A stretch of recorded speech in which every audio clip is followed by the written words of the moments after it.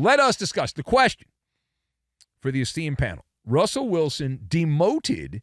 Jaxson Dart is now QB1 for the Giants. Your thoughts on these developments regarding the Giants? So I've got mason jars, Kobe, and human shields.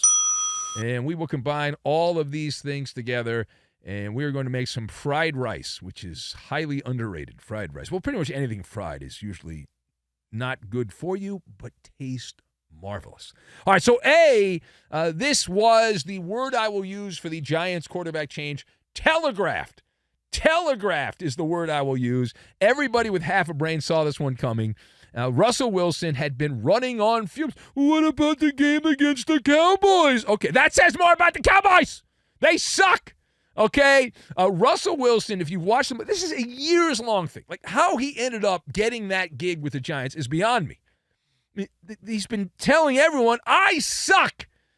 And yet they said, no, you don't. You don't suck enough. You have to play for us because we want to make sure you suck. And so there you go. So Russell Wilson, who's been running on low fuel, he's been slogging away for years with multiple teams. No rhythm, no tempo to his game at all. And Russell Wilson, who has less juice than a dollar store high C pack. You know, there's not a lot of juice in those little packets they have at the dollar store. But he's a football zombie at this particular point. But he's been a zombie. It's not a surprise. The real surprise is who they're throwing Jaxson Dart against. Not exactly a soft opening. I've had friends of mine that have been involved in restaurants, and they always say, well, you got to have the soft launch. Friends and family. Friends and family. You have a date you're going to launch the restaurants, but you have a night or two where it's just friends and family, so everything gets lined up there, and that's it. All the restaurant staff knows what they're doing. Everything's lined up, and no, not exactly that. The Chargers, off to a legit start. They have a top 10 defense in the NFL, so that is not a cupcake with extra frosting. It is a trial by fire. It is, all right, Jaxson Dart, our franchise has stunk for 10 years, so we'll throw you in the wood chipper right away. No easing in to the deep end. You go. No easing in. Right, you're not going in the kiddie pool. You're going in the deep end right now. There you go. So good luck on that. No chance to iron out the kinks. Now, he did play a little bit sporadically here the first last couple of weeks. So keep in mind, if they being the team from New Jersey that calls themselves the Giants, if they had waited a week, Jaxson Dart would have broken in a very soft launch against the Gumbo guys, the New Orleans Saints. Saints go marching into embarrassment on a weekly basis there. That's the feel-good opponent. That's the, hey, we're going to go out there, you'll throw 3 touchdowns and throw for 300 yards and feel good about yourself. Instead, they are saying, all right, go out there against Derwin James and the Chargers, knock yourself out. Welcome to the NFL, kid. Here you go. Knock yourself. Well, again, I am fine with it. I've always said, you go with it. There's this false belief if you sit on the bench, you're going to be great. There's plenty of examples of people that sat on the bench and also sucked. Either you've got it or you don't have it. We'll find out whether Jaxson Dart has it or not. I don't know. I didn't think he was all that great in college. I thought he was fine. I didn't think he would be anything spectacular in the NFL, but there's other guys who are in the NFL that I didn't think would be all that great that have turned out to be pretty good.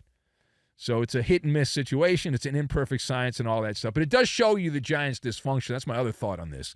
The dysfunction for the Giants, because you've got Brian Daboll and Joe Shane, the coach and the GM there, who are essentially drinking moonshine from mason jars at Dick's last resort, because this is it. This is your last resort if you're the coach and the GM there, hoping that nobody notices that you're getting sucker punched, and you're likely to get sucker punched again here.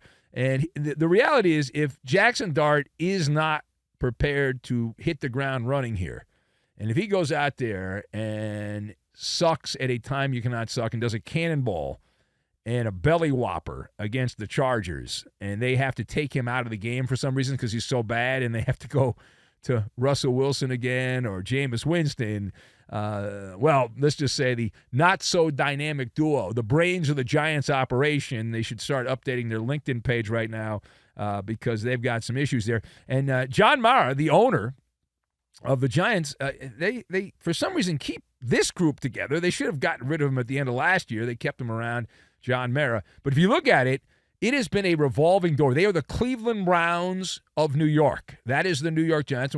The Jets are worse than the Cleveland Browns, but the Giants are like the Cleveland Browns. Right? They keep changing coaches and all that stuff. 4 coaches since they canned Tom Coughlin back in the day.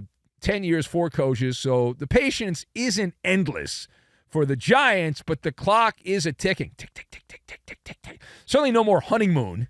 That's long gone, that fluke playoff situation where they weren't that good. They made the playoffs and then took advantage of the incompetence of Kirk Cousins to beat the Vikings in a playoff game.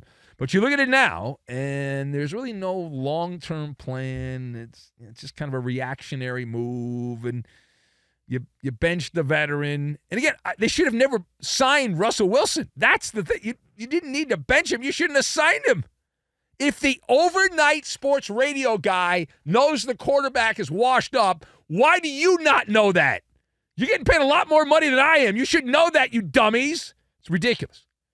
Anyway, so they're going to throw him out there and get all dramatic, and they're throwing him, Jaxson Dart, to the Wolves there. I don't want to do that, but it'll buy you at least a couple weeks. In theory, this buys you at least a couple weeks, and maybe you'll get some good headlines. The tabloids seem to like this in New York, reading some of the tabloids there.